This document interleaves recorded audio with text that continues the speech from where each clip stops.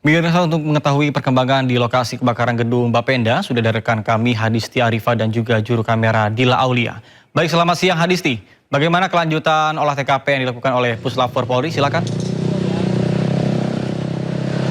Ya, selamat siang Nata dan juga pemirsa. Hingga saat ini belum ada informasi dari hasil penyelidikan Puslap 4 Polri yang telah melakukan proses olah TKP pada Sabtu sore kemarin. Selanjutnya untuk proses olah TKP ini akan dijadwalkan berlangsung pada Senin esok. Namun untuk hari ini rencananya juga akan ada peninjauan dari Wakil Gubernur DKI Jakarta Rano Karno yang nanti atau sebentar lagi akan tiba di gedung Bapenda Jakarta ini untuk melihat secara langsung kondisi dan juga situasi terkini di gedung Bapenda ini usai kebakaran pada Jumat malam lalu. Nah, kalau dapat saya gambarkan di lokasi saat ini masih terlihat sisa dari puing-puing kebakaran dan juga untuk operasional gedung sendiri tentu ini secara keseluruhan tidak beroperasi. Bahkan kalau kami lihat juga untuk area lokasi ini masih dijaga secara ketat, kemudian juga steril. Bahkan di gedung depannya atau di area luar ini masih terpasang garis polisi. Artinya memang untuk lokasi ini masih dilarang untuk dimasuki, ataupun yang tidak memiliki kepentingan ini masih dilarang untuk mendekat dan memasuki kawasan dari gedung Bapenda ini sendiri. Nah, kemudian untuk kita ketahui bahwa memang ada lebih dari 5 lantai yang hangus terbakar dalam insiden ini, yakni dari lantai 11 hingga lantai 16. Dan diketahui bahwa lantai 11 ini merupakan gedung arsip. Namun dari pernyataan Gubernur DKI Jakarta Pramono Anung menyebutkan bahwa arsip dari perpajakan yang ada di gedung Bapenda ini dinyatakan aman karena sudah didigitalisasi.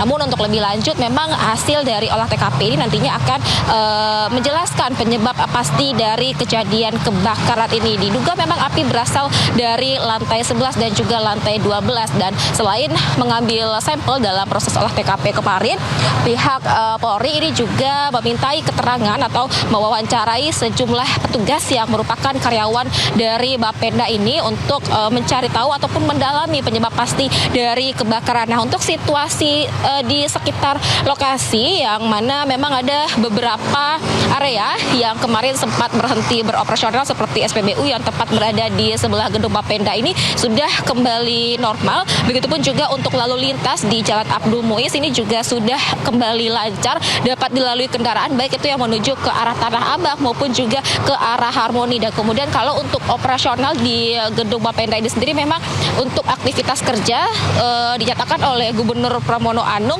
ini dialihkan ke gedung lain dan juga akan diterapkan WFA pada karyawan ASN yang bekerja di Bapenda ini sendiri. Demikian, Nata. Baik, terima kasih Hadisti Arifa dan juga juru kamera Dila Aulia melaporkan langsung dari gedung Bapenda Jakarta. Selamat bertugas kembali. Pemirsa, Puslap 4 Polri turun tangan usut penyebab kebakaran di gedung Bapenda DKI Jakarta. Tim Puslap 4 akan mendalami penyebab kebakaran dari lantai 11 hingga 16 gedung Bapenda Jakarta.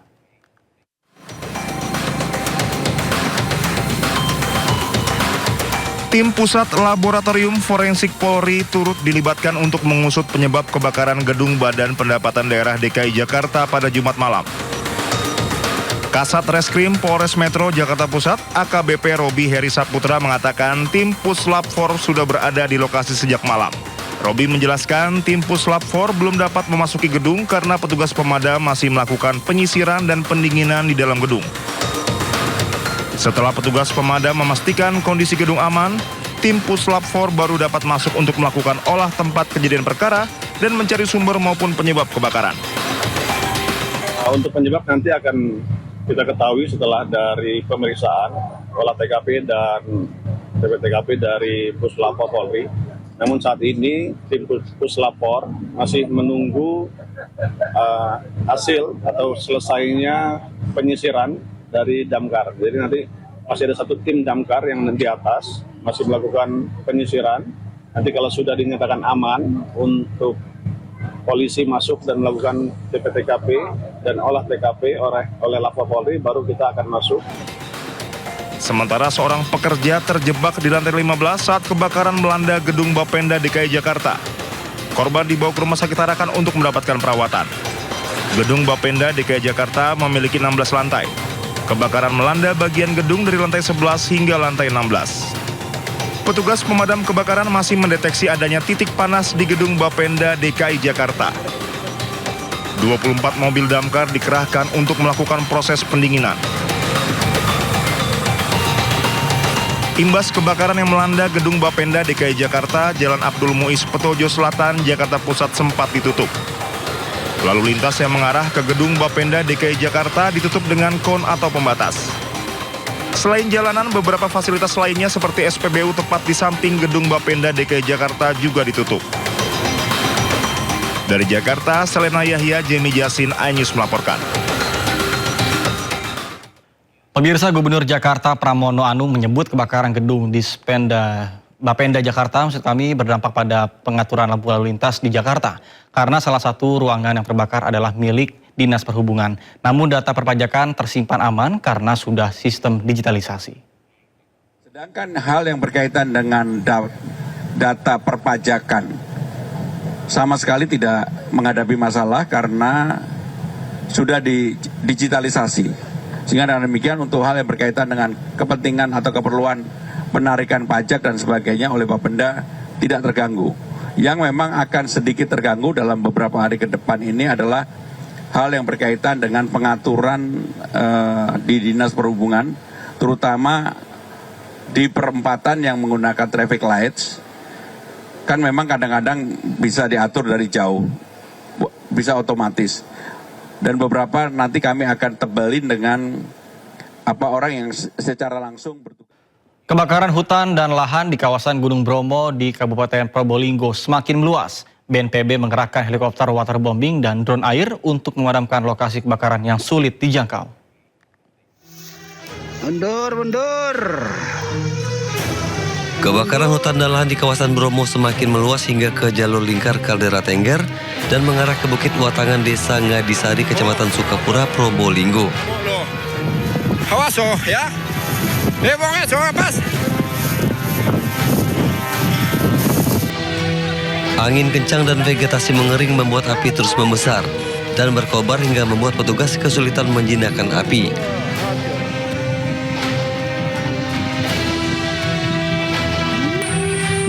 Ratusan petugas gabungan dan relawan masih terus berupaya memadamkan api.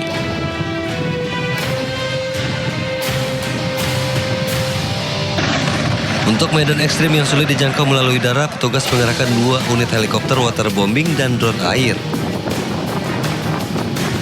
Gunakan heli waterbombing untuk pemadaman itu, baik yang dari potensi maupun dari BNPB atau dari potensi Angkatan Laut. Mudah-mudahan dengan adanya penggunaan waterbombing ini pada hari ini juga bisa dapat terlaksana. Diharapkan dengan penyiraman dari udara, api segera bisa dijinakkan. Dari Probolinggo, Jawa Timur, Hana Purwadi, iNews melaporkan. Pemirsa, kebakaran hutan dan lahan di Palangkaraya, Kalimantan Tengah kian luas. Seiring musim kemarau dan cuaca panas, kobaran api menjalar ke pemukiman dan juga nyaris melalap rumah warga.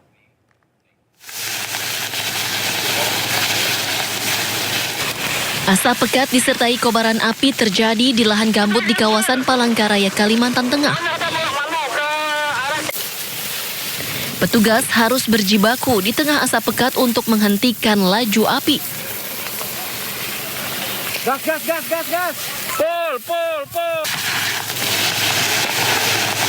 Cuaca panas dan kencangnya tiupan angin membuat api mendekati permukiman hingga hampir menyentuh rumah warga.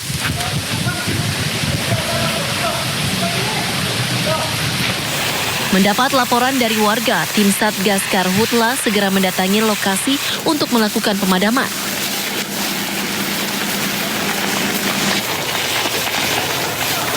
Setelah berjibaku selama sekitar setengah jam, petugas akhirnya berhasil menjinakkan kobaran api dan rumah-rumah warga pun berhasil diselamatkan.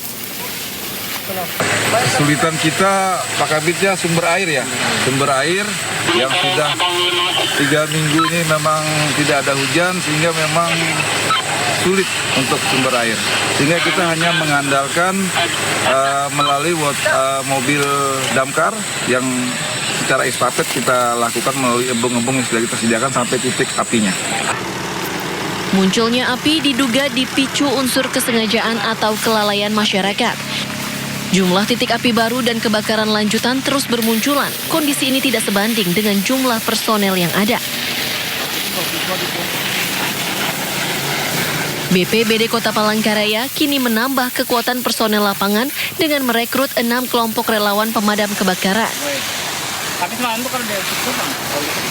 Hingga saat ini tercatat 164 kali kejadian karhutla dengan total luas lahan terbakar mencapai lebih dari 162 hektar yang tersebar di 4 kecamatan.